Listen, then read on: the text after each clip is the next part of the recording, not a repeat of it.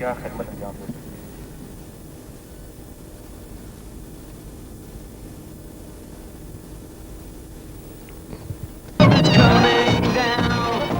اسلام آباد کے ہوائی اڈے پر ہزاروں لوگوں نے پاکستان زندہ باد کے نعروں سے فاتح ٹیم کا استقبال کیا۔ فاتح ٹیم کے کھلاڑی خوبصورتی سے سجائے جانے والے ٹرک میں سوار ہونے کے لیے ٹرمینل کی عمارت سے باہر آئے تو انہیں ہار پہنائے گئے اور پھولوں کی پتیاں نچھاور کی گئیں۔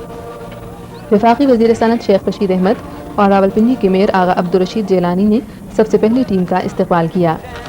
پاکستان ٹیلی ویژن کے نمائندے MZ سہیل نے بتایا ہے کہ ٹیم کے کھلاڑیوں کو ہوائی اڈے سے باہر آنے میں تقریباً 1 گھنٹہ لگا۔ ٹیم کو خوبصورتی سے سجائے گئے ٹرکوں، کھلی جیپوں اور ویگنوں کے بہت بڑے جلوس کی شکل میں ہوائی اڈے سے لایا گیا۔ کرکٹ کے شائقین جن میں نوجوان، بوڑھے، خواتین، اسکول اور کالجوں کے لڑکے شامل تھے، مختلف گاڑیوں میں سوار قومی نغمے اور گیت گا رہے تھے۔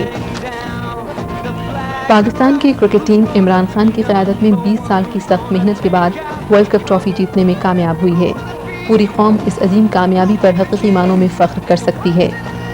ٹرک میں سوار کھلاڑیوں کی پہلی قطار میں جاوید میاداد کھڑے تھے، جنہوں نے ورلڈ کپ کے کئی میچوں میں مشکل حالات کے باوجود پاکستانی بیٹسمینوں کو حالات کے مطابق کھیلنے پر ابھارا۔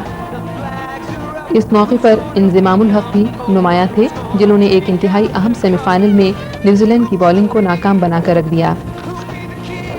ورلڈ کپ فائنل کے مین آف دا میچ وسیم اکرم بھی اسی قطار میں تھے، جنہوں نے 87,000 سے زائد شائقین کے ریکارڈ ہجوم کے سامنے فائنل میں انگلینڈ کی بیٹنگ کی کمر توڑ کر رکھ دی تھی۔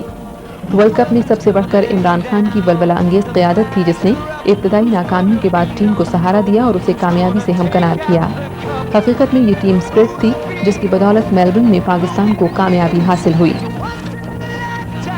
کرکٹ ٹیم شہر کے مختلف علاقوں سے ہوتی ہوئی راولپنڈی کرکٹ اسٹیڈیم پہنچی، جہاں کھچا کھچ بھرے ہوئے اسٹیڈیم نے میلبورن کے ہیروز کا بڑی گرمجوشی سے استقبال کیا۔ فاتح کرکٹ